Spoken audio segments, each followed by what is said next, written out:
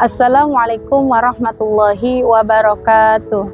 Sahabat yang dirahmati Allah, banyak yang bertanya bagaimana cara baginda Rasulullah Sallallahu Alaihi Wasallam di yaumul qiyamah nanti mengenali umatnya. Dalam sebuah hadis, baginda Rasul menyebutkan yaitu orang-orang yang akan beliau kenali nanti di hari kiamat. Yaitu yang pertama, orang yang ahli sujud. Oleh sebab itu, berarti orang yang suka sujud yaitu orang yang sering mengerjakan sholat, baik sholat wajib maupun sholat sunnah. Orang yang sujud berarti orang yang dekat kepada Allah Subhanahu wa Ta'ala. Oleh sebab itu, mari kita sempurnakan anggota sujud kita yang ada 7 tuh, ya. Anggota sujud ada 7, Bu, yaitu kening atau jidat, kedua telapak tangan, kedua dengkul, dan kedua telapak kaki kita ketika sujud harus nepak. Begitupun kening atau jidat kita jangan sampai terhalang dengan rambut atau mukena kita. Khususnya untuk kaum perempuan, kalau sujud jangan suka dihalangi dengan mukena, karena itu menghalangi kening kita sehingga sujud kita menjadi tidak sempurna.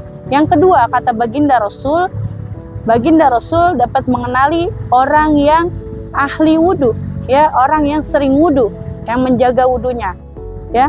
Oleh karena itu kita sempurnakan wudhu kita, Bu. Jangan sampai wudhu kita ini yang kita kerjakan ketika kita sebelum mengerjakan sholat, wudhu kita ini sia-sia. Kita sempurnakan rukun wudhu kita agar wudhu kita nanti bekasnya akan bercahaya di hari kiamat nanti, sehingga baginda Rasulullah SAW dapat mengenali kita sebagai umatnya.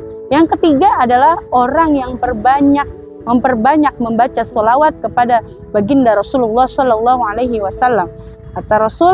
Kata baginda Rasulullah SAW, orang yang paling dekat denganku nanti adalah orang yang paling banyak membaca sholawat. Oleh karena itu, jangan malas kita membaca sholawat kepada baginda Rasul, sebab baginda Rasul juga bersabda, man shalla alayya sholatan sallallahu alaihi biha ashran. Siapa yang bersolawat kepadaku 1 kali, maka Allah akan bersolawat kepadanya 10 kali. Mari kita biasakan lisan kita untuk terus membiasakan membaca sholawat kepada junjungan Nabi besar kita Muhammad Sallallahu Alaihi Wasallam agar beliau dapat mengenali kita di yaumul qiyamah nanti. Yang keempat, kata baginda Rasul, yaitu orang yang suka mendengarkan dan menjawab azan lalu membaca doa setelah azan. Maka ini orang yang suka mendengarkan azan dan juga menjawab azan, nanti dia akan bercahaya di yaumul qiyamah dan dapat dikenali sebagai umatnya baginda Rasulullah Sallallahu Alaihi Wasallam. Yang terakhir adalah orang yang berziarah ke makam baginda Rasulullah Sallallahu Alaihi Wasallam. Kalau yang kelima ini agak berat, Bu, karena kita harus punya ongkos yang cukup untuk pergi berziarah ke makam baginda Rasul. Tapi insya Allah kalau kita ada niat, pasti Allah akan mampukan kita berziarah ke makam baginda Rasulullah Sallallahu Alaihi Wasallam. Mari kita jaga yang 4, yaitu menyempurnakan sujud kita. Ya, sering kita sujud berarti kita sering sholat. Yang kedua, orang yang ahli wudhu, kita jaga wudhu kita sempurnakan wudhu kita agar dia bekasnya bercahaya di yaumul qiyamah nanti. Yang ketiga, memperbanyak membaca sholawat kepada junjungan Nabi besar kita Muhammad Sallallahu Alaihi Wasallam.